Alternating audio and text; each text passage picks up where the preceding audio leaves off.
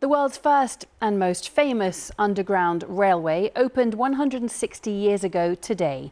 It was then called the Metropolitan Railway, and many of us still travel on it, though we know it better as the Met Line. Today, on its milestone birthday, celebrations took place at Baker Street, one of the stations on the original line, and invited along were some special members of staff, as Lakshmi Gopal reports.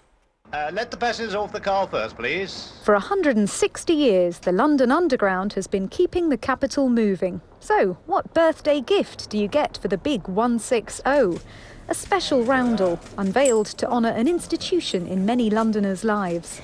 Well done. Doug Jays has been working for the Underground for over a third of its entire existence. I've been working on London Underground for 57 years.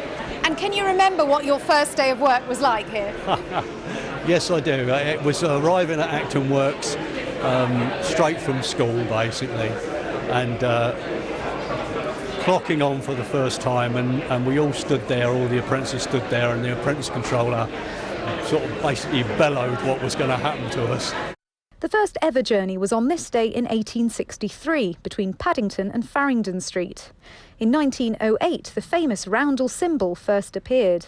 It was in 1933 that Harry Beck presented the first diagram of the Underground map. Over the decades, the Underground's history has reflected changes in wider society. Joan Saunders-Rees joined in 1986 and became the first female train driver on the Victoria Line. The first day I walked into the depot and I asked the crew manager where the ladies' toilets was.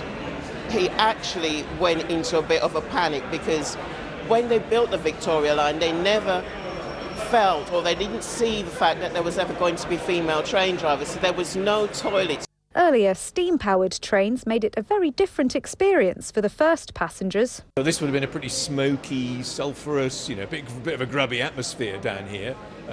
People commented on that from the start. People were a bit concerned in the early years about going, deep underground. Someone who travelled in the first couple of weeks commented that the carriage was sufficiently high that you could stand up in a top hat. This design is for the Underground. It's called the Barman and it's got 4 London landmarks. So one iconic aspect is the seating fabric design. They're there, there's something that people sit on every day. They may not actually notice, but they will recognise, when people come in our shop and see the blocks, they go, oh, that's the design from the Underground. And so even though they've never really thought about it, they know it.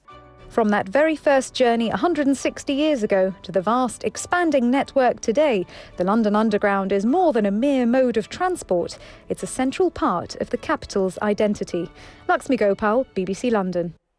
The Mayor has confirmed to ITV News London that tube fares will rise by more than was expected. Sadiq Khan wanted to limit the hike to 4%, but now he says pressure from the government over the funding deal means journey costs will jump by almost 6%, adding to all the other rising costs of everyday life. Our political correspondent Simon Harris has more. London's mayor was in party mood today. It's the 160th birthday of the Underground. But the celebrating will be short-lived. In the coming weeks, he has a difficult decision to make. Sadiq Khan must confirm this year's Transport for London fares increase.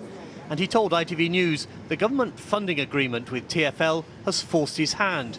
The rise will mirror the 5.9% hike in national rail fares. If we don't increase the fares by 5.9%, the government won't support us, so we've got to make cuts elsewhere. That's why it's really important for Londoners to realise the only reason that any fares will go up is because of the conditions hatched by the government. Last year, TfL fares went up by an average of 4.8%. This year, the Mayor hoped to limit the rise to just 4%. But he says the government's rail fares increase of 5.9% has tied his hands. People are struggling as it is. And increasing bus and tube fare is just ridiculous. It will still push me to kind of have to make more difficult choices than I already do. It's a massive extra expense for people just trying to get by currently. In a statement, the Department for Transport said it is for the Mayor of London to decide whether TfL fares increase in line with national fares. His critics dispute his assertion that he has no wriggle room, saying there are ways he could find extra money. The Conservatives are calling on the Mayor to reform TfL's pension scheme and to scrap the free travel perk, which allows TfL employees to nominate a partner, friend or family member living at the same address. He blames the government, but the government has bailed him out to the tune of over £6 billion to cover the cost of COVID. And I think with this fares rise and with the ULEZ expansion coming in, 2023 is unfortunately going to be the year that the Mayor really hits Londoners in the pocket. Many Londoners rely on buses, which currently have some of the lowest fares in Britain. The government's introduced a 3-month £2 fare cap for buses outside of London. Now, of course, buses in London are much lower than that. Our bus fare is £1.65. You can take as many buses within an hour as you want for that. So we don't want our fares creeping up to match this new government figure, which wouldn't be fair for Londoners. When Sadiq Khan was first elected, he introduced a partial fares freeze. It lasted 5 years. Then came COVID. Now, for the second year running, bus and tube fares are going up. Simon Harris, ITV News, Baker Street.